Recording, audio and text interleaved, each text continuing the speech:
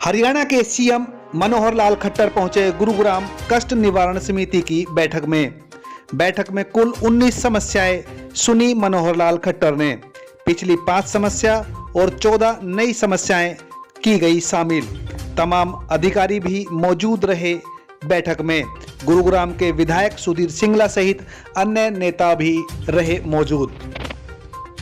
बढ़ रहे प्रदूषण के मामले में मुख्यमंत्री ने कहा, पर्यावरण सुरक्षित करने के लिए सरकार गंभीर। कुछ जिलों में ओड इवन पर भी किया जा रहा है विचार। कोयले से चलने वाली कंपनियों को फौरी तौर पर किया गया है बंद। पर्यावरण के मुद्दों को लेकर बनाई गई है कमेटी। गुरुग्राम कमिश्नर, उपायुक्त और कुछ इंजीनियर की बनाई गई है कमेटी। उन्होंने कहा कि सुप्रीम कोर्ट के निर्देशों का भी किया जाएगा पालन। सीएम मनोहर लाल खट्टर ने बयान दिया कि 16 शिकायतों में से 14 शिकायतों का समाधान मौके पर कर दिया गया है। अगली मीटिंग में रखी जाएंगी बची हुई 2 शिकायतें। बाबूपुर गांव में स्ट्रीट लाइट घोटाले मामले में भी जांच कराई गई है। 3 आरोपी जांच में दोषी पाए गए हैं, जिनमें से एक की मृत्यु हो चुकी है और 2 रिटायर्ड कर्मचारियों से वसूली जाएगी रिकवरी व क्रिमिनल केस भी उन पर दर्ज कराया जाएगा। उन्होंने कहा कि 6400 रुपये के हिसाब से खरीदी गई थी स्ट्रीट लाइट, जबकि 2400 रुपये के हिसाब से लाइट का रेट बताया गया। 16 लाइसेंस कॉलोनियों में अगले 1 महीने में उपभोक्ताओं को दिए जाएंगे। बिजली डेवलपर्स से वसूला जाएगा जल्द पैसा। उन्होंने कहा कि कंज्यूमर को नहीं किया जाएगा परेशान। मेदांता के पास जीएमडीए बनाया एफओबी। शहर में अवैध विज्ञापनों पर जल्द कसी जाएगी नकेल। आइए सुनते हैं मुख्यमंत्री ने अपने भाषणों में क्या क्या कहा।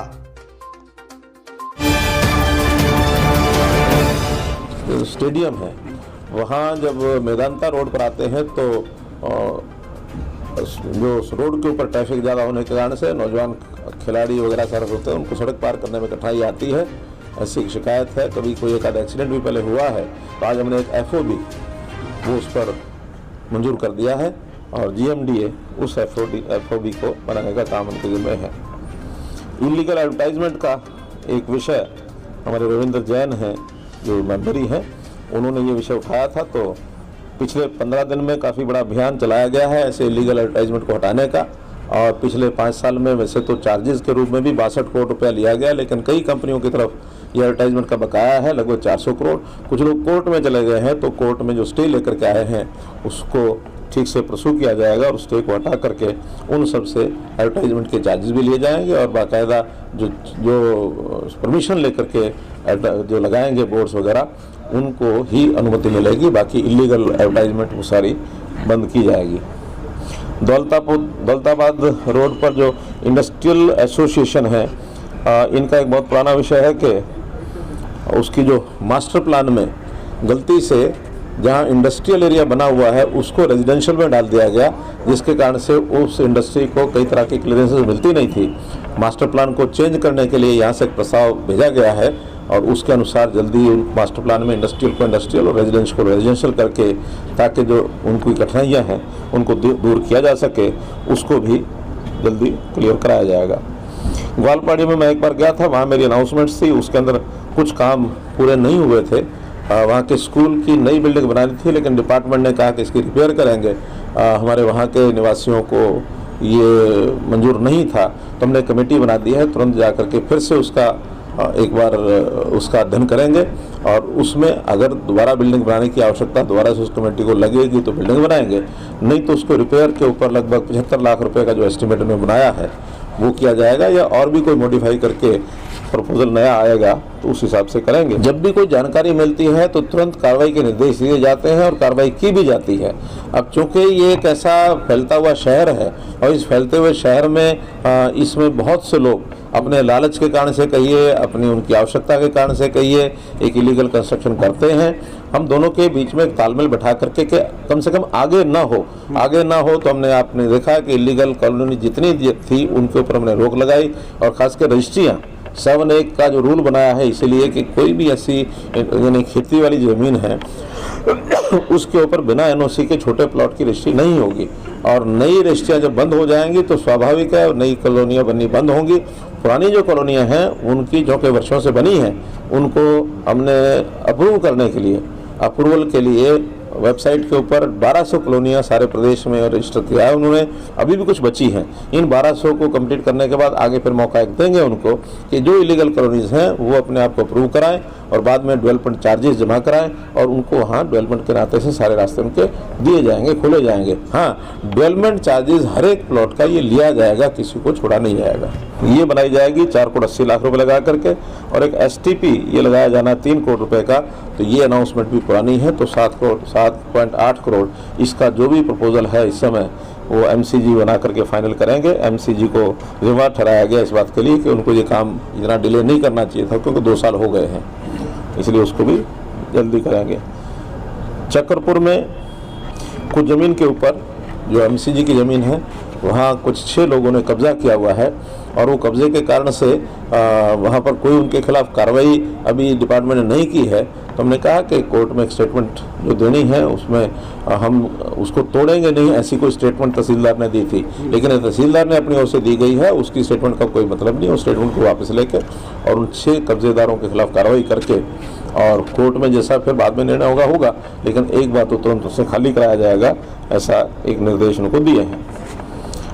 रजिस्ट्री कराने में कहीं कठिनाई आ रही थी, खास करके बादशाहपुर में तहसील के अंदर, उसके अंदर भी आगे से अब एक पॉलिसी हमने बनाई है कि तहसील कोई भी होगी ज़िले की तो कहीं भी उस ज़िले की प्रॉपर्टी की रजिस्ट्री कराई जा सकती है और साथ में जो STM, CTM और हमारे जो SDM और CTM इनके ऑफिस में भी रजिस्ट्रियाँ हुआ करेंगी। ये एक पॉलिसी हमने फाइनल की है। बहुत जल्दी नोटिफाई होने के बाद अब तहसीलों में ही केवल किसी एक तहसील की मोनोपोली वहाँ नहीं रहेगी, इसलिए बहुत बड़ी सुविधा एक ही कंज्यूमर को रजिस्ट्री कराने वालों को ही मिलेगी। तो इस प्रकार से ये प्रमुख जो कंप्लेंट्स थी उनके बारे में मैंने आपको बता दी है। ज़मीन जो है हैंडओवर कर दी गई है NHAI को और उस ज़मीन पर अब वहाँ टॉल की प्रोसेस वो कब तक शुरू करते हैं। हमने जब बात की थी तो उस समय फरवरी तक बात थी, हो सकता है एक आध महीना और आगे लग जाए। कुछ कोविड के कारण से भी चीज़ें थोड़ी लेट हुई हैं, लेकिन चूँकि प्रोसेस चालू है इसलिए कभी भी वो पूरा हो जाएगा। सीएम साहब, एक सवाल और है। देखिए, पुलिस में FIR की गई और केवल 50 लाख रुपए तक पुलिस अटक गई ऐसा नहीं है, बल्कि उस FIR में लिखाने वालों ने कहा कि हमारे तो 50 लाख चोरी हुए हैं, जबकि वास्तविकता ये है कि वो कहीं बड़ा खेल है, कोई बड़ी उसमें चोरी है। बाद में तो STF के पास वो चली गई है, STF ने 4 करोड़ कुछ राशि जो है वो रिकवर की है और संभावना ये भी है कि और भी इसमें कुछ राशि जो बची होगी जिसको रिकवरी की जाएगी, बाद में पता लगेगा।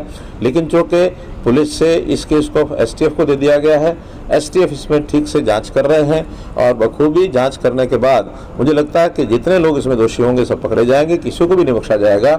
लेकिन जब तक ये जांच के अंतर्गत है तब तक इस पर और ज़्यादा अधिक कहना मुझे इसलिए ठीक नहीं लगता कि हेरसे के आधार पर हम किसी को ब्लेम नहीं करते हैं। चर्चाओं में बहुत चीज़ें हैं, लेकिन चर्चा तो चर्चा होती है, जब तक इन्वेस्टिगेशन में कोई फाइनल बात नहीं आती है तब तक ये कहना ठीक नहीं है। सर, फरवरी महीने में देखिए, एक समस्या कई वर्षों से हम इसको झेल रहे हैं और बड़ी गंभीर समस्या है। आखिर प्रदूषण के कारण से स्वास्थ्य के लिए बहुत हानिकारक है जो प्रदूषण होता है, तो हमारी सबकी जिम्मेदारी है, हम उसको ठीक करने के लिए पहले भी लगे हैं।